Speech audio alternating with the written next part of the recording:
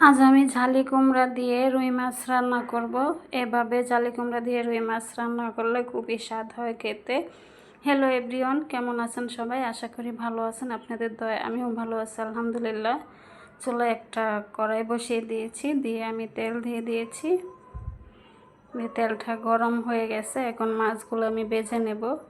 আমি এখানে 6 টুকরো রুই মাছ নিয়ে নিয়েছি। রুই মাছগুলোকে আমি ভেজে নেব, ভালো করে বেছে নেব। এই পর্যন্ত আপনারা যারা ভিডিওটা দেখতেছেন প্লিজ একটা লাইক দিয়ে আমার ভিডিওটা ফুল কন্টিনিউ করার অনুরোধ রইল। আপনাদের একটা লাইক আমার কাছে অনেক মূল্যবান, আপনাদের মতো অনেক বন্ধুদের কাছে পৌঁছে দিতে সাহায্য করবে, তাই প্লিজ একটা লাইক আপনাদের কাছ থেকে চেয়ে নিলাম। তো আমি বাকি মাছগুলো ভেজে নেব। বাকি মাছগুলো ভেজে নেওয়া হয়ে গেছে। এখন আমি মাছ ভাজার তেলে পেঁয়াজ কুচি দিয়ে দিয়েছি। পেঁয়াজ কুচি দিয়ে আমি পেঁয়াজটাকে ভালো করে ভেজে নেব।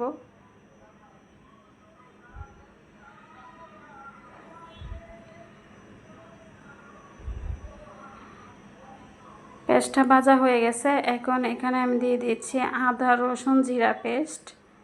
আমি পরিমাণ মতো দিয়ে দিয়েছি, দিয়ে কাঁচা গন্ধটা যাওয়া অবধি আমি মশলাটাকে ভেজে নেব।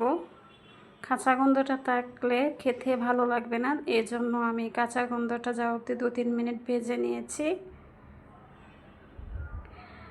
ভাজা হয়ে গেছে, কাঁচা গন্ধটা চলে গেছে। এখন একটু পানি দিয়ে দিচ্ছি অল্প একটু মশলাটা কষানোর জন্য।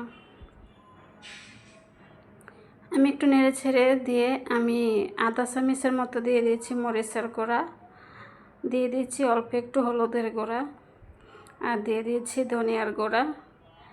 হলুদের গুঁড়াটা কম দিতে হবে, যেহেতু ঝালি কুমড়া, লাউ, ঝালি কুমড়া, পেঁপে এগুলিতে একটু হলুদ কম দিতে হয়, তাই আমি অল্প একটু হলুদের গুঁড়া দিয়ে দিয়েছি। আর এই হলুদটা এমনিতে অনেক কালার আসে। দিয়ে দিচ্ছি একটা টমেটো ফালি ফালি করে কেটে, দিয়ে আমি অনবরত নেড়ে ছেড়ে মশলাটাকে কষিয়ে নেব। এখন ঢাকনা দিয়ে ঢেকে দেব।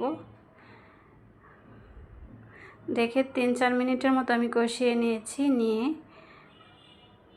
দেখুন কষানোটা হয়ে গেছে, মশলাটা সুন্দর তেল ছেড়ে দিয়েছে, আর টমেটোটাও সিদ্ধ হয়ে গেছে, একদম গলে গেছে। এখন আমি জালি কুমড়া, এখানে একটা মিডিয়াম সাইজের জালি কুমড়া আমি কেটে ধুয়ে পরিষ্কার করে ভাপ দিয়ে রেখেছিলাম। ভাপ দেওয়া জালি কুমড়াটা আমি এখানে দিয়ে দিয়েছি, দিয়ে নেড়ে ছেড়ে মশলাটার সাথে মিশিয়ে নিচ্ছি।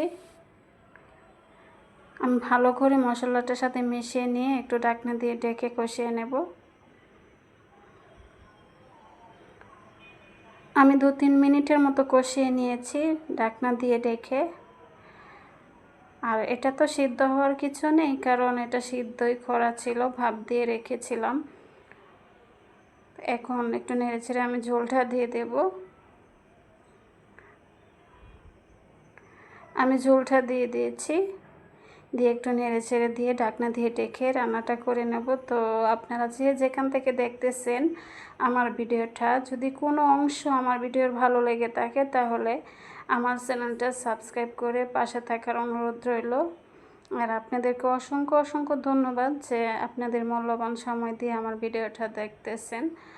আর আপনারা যারা সাবস্ক্রাইব করে দিয়েছেন আপনাদেরকেও অসংখ্য অসংখ্য ধন্যবাদ। আর যারা করেননি প্লিজ আমার চ্যানেলটাকে সাবস্ক্রাইব করে দিয়ে আমার পাশে থাকার অনুরোধ রইল। আর কমেন্টে জানাবেন যে রুই মাছ দিয়ে জালি কুমড়া রান্নাটা কেমন হয়েছে। তবে আমার কাছে দারুণ লেগেছিল খেতে, খুবই মজা হয়েছিল। এখন আমি মাছগুলো দিয়ে আমি ঢাকনা দিয়ে ঢেকে কিছুক্ষণ রান্না করে নিয়ে এখন আমি মাছগুলো দিয়ে দিয়েছি। মাছগুলো দিয়ে একটু নেড়ে ছেড়ে মাছটাকে মিশিয়ে নিয়ে আবারও ঢাকনা দিয়ে ঢেকে আর একটু রান্না করে নেব।